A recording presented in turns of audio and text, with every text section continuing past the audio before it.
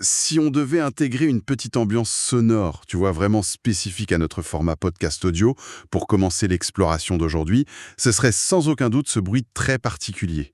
Ce grésillement hyper aigu, presque chaotique, suivi d'un rythme lent. Ah oui, le fameux bit boom pap avec le bruit de connexion d'un vieux modem 56K. C'est ça, exactement. C'est une archive brute en fait, mais à l'époque, ce petit son un peu irritant, ça représentait une promesse incroyable. La promesse d'un monde qui s'ouvre, d'un réseau où l'information pouvait enfin circuler librement, sans aucune barrière. Et c'est vraiment l'esprit qui anime notre plongée analytique du jour. On va explorer un texte fascinant, Aaron Swartz, Le Code de la liberté. L'objectif, c'est de comprendre la trajectoire de cet architecte du monde numérique. Un vrai prodige, qui a littéralement codé une grosse partie de l'infrastructure qu'on utilise tous les jours, tout en menant une guerre acharnée pour la liberté d'accès à la connaissance. Complètement.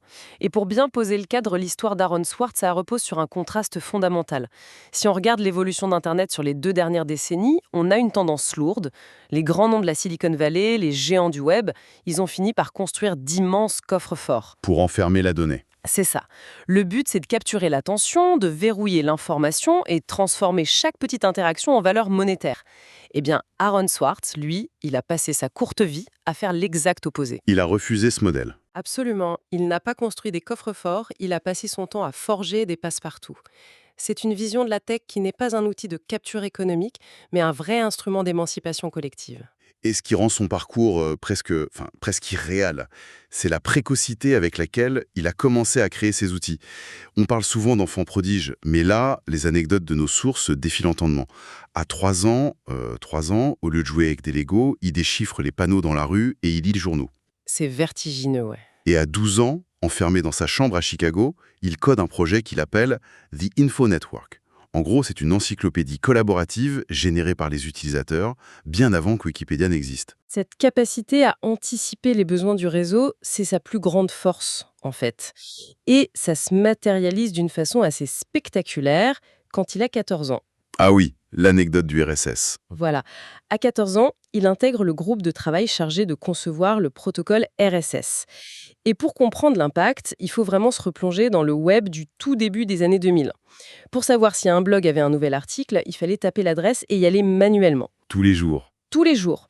Et le RSS a révolutionné ça. C'est ce qui a permis l'agrégation, la possibilité de s'abonner et de recevoir les mises à jour automatiquement.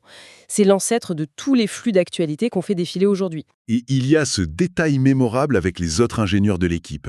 Ils échangeaient exclusivement par email avec lui. Et vu la clarté de son code, vu la pertinence de ses critiques sur l'architecture du web, tout le monde était persuadé de parler à un adulte, un développeur senior. Personne ne se doutait de rien. Et la confrontation avec le réel lors de la première réunion physique, ça a dû être un moment génial. Les membres du groupe voient arriver ce gamin frêle qui flotte dans un t-shirt beaucoup trop grand pour lui. Et surtout, il n'est pas venu seul. Et non, il est accompagné de sa mère. Tout simplement parce que la loi américaine ne lui permettait pas de prendre l'avion tout seul à cet âge-là. C'est faux. C'est une métaphore visuelle hyper forte. D'un côté, une maturité intellectuelle vertigineuse qui structure l'avenir de l'information mondiale, et de l'autre, les contraintes physiques d'un ado qui voyage avec sa maman. Et ce décalage, cette espèce de dichotomie, on la retrouve juste après quand il cofonde Reddit. Aujourd'hui, on sait ce qu'est Reddit, c'est un mastodonte du trafic mondial, mais à l'époque, c'est une jeune start-up qui finit par se faire racheter par le grand groupe de médias Condé Nast. Et là, la trajectoire bascule. Il entre dans le stéréotype parfait du rêve de la Silicon Valley. Du jour au lendemain, il devient riche, il déménage à San Francisco, il a des bureaux ultra modernes. Sur le papier, c'est l'apothéose absolue. Sauf que la réalité interne est tout autre. San Francisco agit comme un énorme révélateur pour lui. Il atterrit dans une culture corporatiste toxique pour ses idéaux. Optimiser les revenus publicitaires, maximiser le temps d'écran, s'intégrer dans une hiérarchie très rigide. Pour lui, le code, c'était de la poésie, un acte politique. C'est ça, il se décrit même comme misérable dans ce contexte. Et la façon dont il résout ce conflit, c'est hyper expéditif. Un jour, il sort déjeuner. Il ne revient jamais. Il ne revient jamais, il laisse tout en plan. Ce n'est pas un petit caprice, c'est vraiment un refus systémique. Il choisit l'activisme, il réalise que posséder le savoir-faire technique, ça ne sert à rien si les structures de pouvoir confisquent l'accès à l'information. c'est qu'il nous propulse directement en 2010. Le décor change du tout au tout, il quitte la Californie pour la côte Est et il devient chercheur à la prestigieuse université de Harvard. Et c'est là qu'il va affronter l'un des systèmes les plus opaques du monde académique, la base de données JSTOR. Il faut qu'on explique comment fonctionne ce système de publication scientifique, parce que c'est le cœur du dilemme moral. Ouais, pourquoi ça le révoltait autant en fait? Parce que le modèle économique est fondamentalement asymétrique. D'un côté, les recherches, les labos, les salaires des chercheurs, c'est très majoritairement financé par des fonds publics. C'est l'argent des impôts. Ces chercheurs rédigent des articles Qui sont dévalués par d'autres chercheurs? et de manière totalement bénévole. Mais au bout de cette chaîne, des éditeurs privés et des bases comme Gestor s'approprient les droits et verrouillent l'accès. Ils revendent ensuite des abonnements à des prix délirants aux universités, où ils facturent l'accès à la pièce pour les individus. Et on parle de tarifs inaccessibles, genre 30 ou 40 $ pour lire un seul petit fichier PDF de 8 pages. Pour Aaron Swartz, c'est perçu comme un hold-up sur la connaissance humaine. Surtout quand on prend l'exemple cité dans les sources. Imaginons un étudiant brillant au Kenya ou en Inde qui doit consulter 100 articles pour rédiger une thèse vitale sur un traitement contre la malaria. Il se prend un mur financier de 3 000 $. C'est infranchissable. Alors que la connaissance est là, elle est numérique, le coût de reproduction est quasiment nul, elle est juste prise en otage. Donc, il décide que dénoncer ça dans des essais, ça ne suffit plus. Et il passe à l'action, avec une opération qui ressemble plus à un film de braquage qu'à un piratage classique. Il ne pirate pas depuis son canapé. Pas du tout. Il se rend physiquement dans les couloirs du MIT, le Massachusetts Institute of Technology, parce que l'université a des abonnements illimités à Gestor depuis son campus. Il repère un petit local technique au sous-sol. Et, détail surréaliste, la porte n'est même pas verrouillée. Il entre, il installe son propre ordinateur, il le branche direct sur les serveurs à très haut débit du MIT. Et il lance un script automatisé pour aspirer des millions de documents scientifiques d'un coup. L'ingéniosité se mêle vraiment au système D. Pour éviter qu'on repère son ordinateur si quelqu'un ouvre la porte, il le cache sous une... Sous une simple boîte en carton usagé. C'est fou de simplicité. Mais bon, il télécharge tellement de données que les administrateurs du réseau finissent par voir un trafic anormal. Ils trouvent le local, mais plutôt que de couper le câble, ils installent une caméra de surveillance cachée. Et c'est là qu'on arrive au détail de la vidéo, le moment presque street art du texte. Aaron se doute que son système a pu être découvert, mais il doit retourner dans le placard pour relancer la machine ou récupérer ses disques durs. Et sachant qu'il y a sûrement des caméras, il y va comment? Avec un casque de vélo sur la tête, pour masquer son visage. Cette séquence de vidéosurveillance en noir et blanc, avec ce jeune homme sous son casque de cycliste dans un sous-sol du MIT, c'est devenu l'image iconique de cette désobéissance civile numérique. Sauf qu'évidemment, cette vidéo permet à la police de l'identifier. Il est arrêté. Et là, il se passe un truc crucial. Gestor se rend compte qu'il n'avait pas l'intention de revendre ses données. Aaron rend les disques durs et Gestor décide officiellement de ne pas porter plainte. Ils estiment que l'incident est clos. En théorie, l'affaire s'arrête là. Une petite amende, un blâme de l'université et c'est terminé. Mais c'était sans compter sur la justice fédérale. La procureure fédérale Carmen Ortiz décide de s'emparer du dossier avec une agressivité inouïe. On est au début des années 2010. C'est l'époque de mouvements d'activistes très médiatisés. Et le gouvernement veut à tout prix réaffirmer son autorité. Ils veulent faire un exemple. Exactement. L'affaire Swartz, c'est l'opportunité de prouver qu'ils peuvent briser n'importe quel hacker qui défierait l'ordre établi. Et la disproportion de la menace est effarante. Les procureurs additionnent les charges inadérées. Fraude électronique, violation de systèmes informatiques. Au total, ils risquent combien pour avoir branché un ordi sous une boîte en carton? 35 ans de prison fédérale. 35 ans. C'est souvent plus long que les peines données pour des braquages armés ou certains meurtres. Alors qu'il n'a blessé personne, il n'a rien diffusé, il n'a rien vendu. C'est l'écrasement total par le système pénal. Le but, c'est de terroriser l'accusé pour le forcer à coopérer.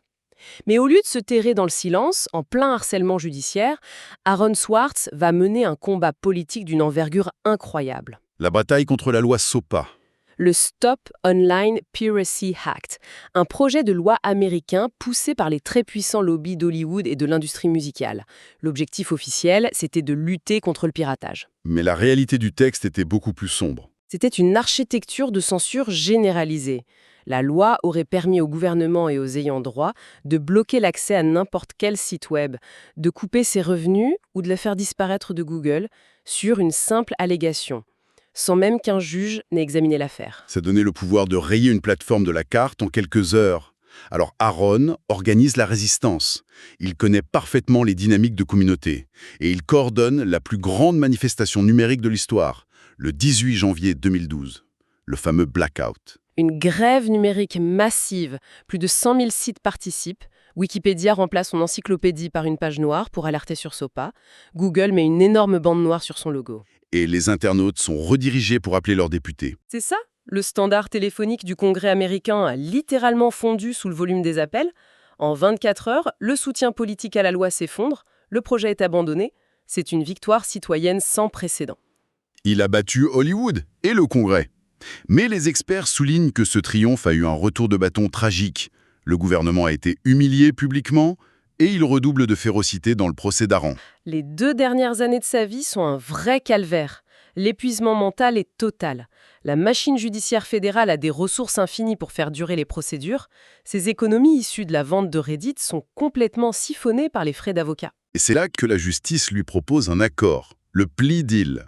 Ils lui disent en substance, tu plaides coupable, tu fais seulement quelques mois de prison et on oublie les 35 ans. Ça semble être une porte de sortie logique pour éviter le pire. Sauf que le prix à payer pour cet accord, c'est de porter l'étiquette de criminel fédéral, de felon, pour le restant de ses jours. Avec toutes les conséquences que ça implique aux États-Unis, la perte du droit de vote dans certains États, l'impossibilité de diriger certaines structures. Mais au-delà des conséquences pratiques, c'est surtout un refus philosophique. Accepter cet accord, ça voulait dire valider moralement devant le monde entier que le partage de la culture scientifique est un acte criminel. Il refuse de céder sur ses principes. La pression devient absolument insupportable. Et le drame arrive. Le 11 janvier 2013, à seulement 26 ans, il est retrouvé mort dans son appartement de Brooklyn. Il a mis fin à ses jours. C'est le constat très sombre du texte. La machine administrative a fini par broyer l'individu. Notre texte source suggère d'ailleurs à ce moment précis une rupture nette.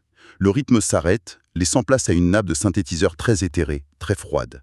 L'indignation a été mondiale après sa disparition. Et des élus ont même proposé la loi d'Aaron pour réformer enfin cette loi vétuste sur la fraude informatique, pour empêcher qu'un procureur ne puisse brandir des décennies de prison pour une simple violation de conditions d'utilisation. Mais cette loi n'a hélas jamais été votée. Non.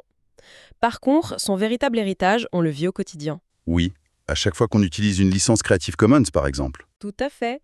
Le droit d'auteur classique, c'est tout droit réservé, interdiction de toucher sans payer.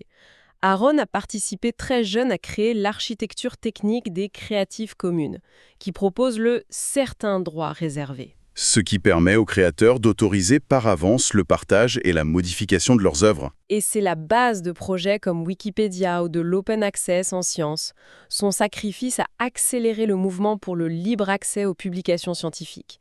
Il a intégré le code de la liberté d'expression dans les fondations d'Internet. Le message qu'il nous laisse est limpide. L'information n'est pas une simple marchandise, c'est une arme de libération. Il a préféré rester dans l'obscurité d'un placard au MIT pour offrir un peu plus de liberté au monde, plutôt que de briller sous les projecteurs de la tech. C'est la figure même du vrai hacker éthique. Et ça nous laisse avec une question fondamentale aujourd'hui. Laquelle ? Si l'information est vraiment une arme de libération, jusqu'où notre société moderne est-elle prête à aller pour protéger la privatisation des données face à ceux qui, aujourd'hui encore, tentent de forger de nouveaux passe-partout? C'est une réflexion profonde, une question ouverte que l'on laisse à tous ceux qui nous écoutent. Et c'est sur ces mots que s'achève notre exploration de ce destin hors norme.